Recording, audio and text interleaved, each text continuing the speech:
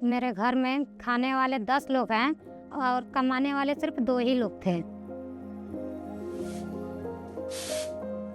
फिर मेरी भी पढ़ाई छूट गई क्योंकि पापा बोल रहे थे पढ़ कर क्या करोगी, आखिर पढ़ने के बाद शादी ही करना है।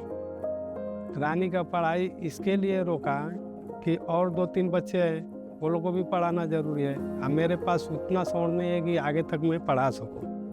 हमने कहा कि हमारा तो सपना है पढ़ने का और पुलिस बनने का, लेकिन हमें आर्थिक स्थिति से पढ़ाया नहीं जा रहा है। तो हम भी सोचे कि क्या करें, अब हम भी चुप हो गए हैं।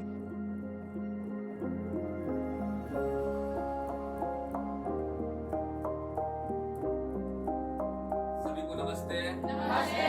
हेलो। हाय। हेलो। हाय। और कैसे हैं आप लोग? अच्छे हैं। हम इस कार्यक्रम से युवाओं, खासकर लड़कियों को सशक्त बनाने का काम करते हैं और इस सेशन के माध्यम से उनके नेगोशिएशन स्किल्स पर, कम्युनिकेशन स्किल्स पर और कॉन्फिडेंस बिल्डिंग पर काम करते हैं ताकि वो अपने सपने को लेकर अपने घरों में बात कर सके और अपने माता पिता से बात करके उनको मना सके ताकि आगे वो अपने कैरियर को सही ढंग से ले जा सके।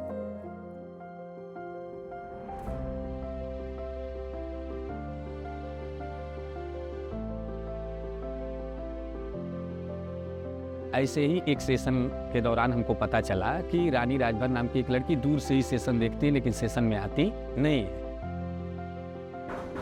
तो मैंने उनके घर जाकर बात किया। काफ़ी बातचीत के बाद उनको मना पाए तो उनके पिता ने कहा कि ठीक है, हमारी लड़की सेशन में जाएगी और तब उन्होंने लड़की को अपने सेशन में भेजा।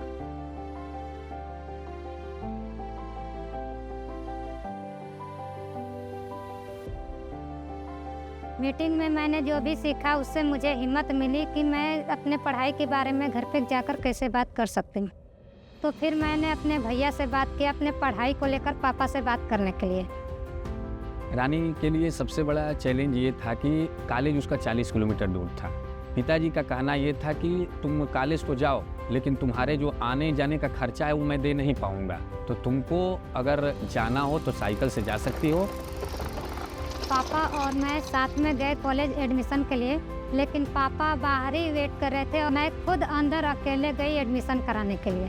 जब मैं फॉर्म जमा करने गई तब मुझे पता चला कि फीस के पैसे कम हैं। दूसरे दिन किसी तरह पैसे का इंतजाम किए, फिर फॉर्म जमा करने के लिए गए। वहाँ जाकर पता चला कि डेट निकल गई है, अब मेरा एडमिशन नहीं होगा। मुझे लगा कि क्या मेरा सपना अधूरा ही रह जाएगा पढ़ने का।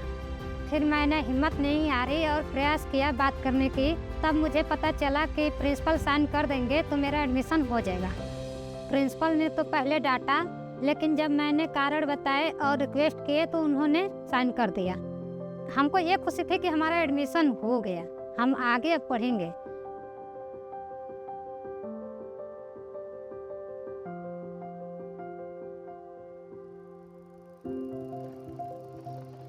फिर मैं डेली 40 किलोमीटर साइकिल चलाकर कॉलेज जाना शुरू की।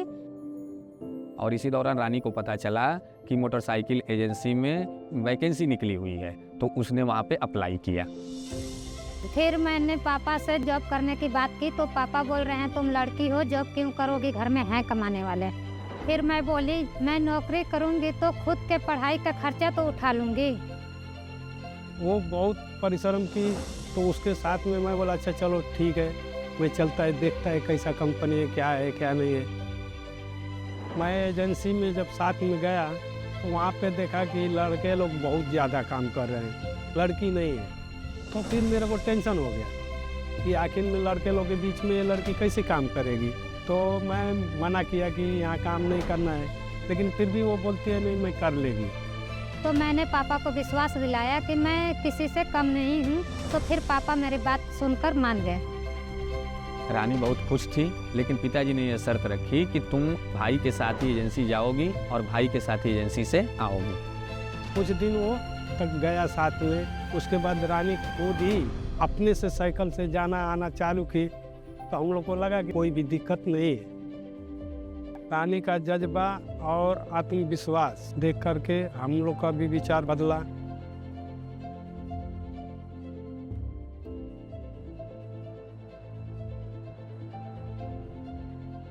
रानी की लगातार कोशिशों के बाद पिताजी के भी विचार में बदलाव आया और उन्होंने भी सेशन अटेंड करने शुरू किए।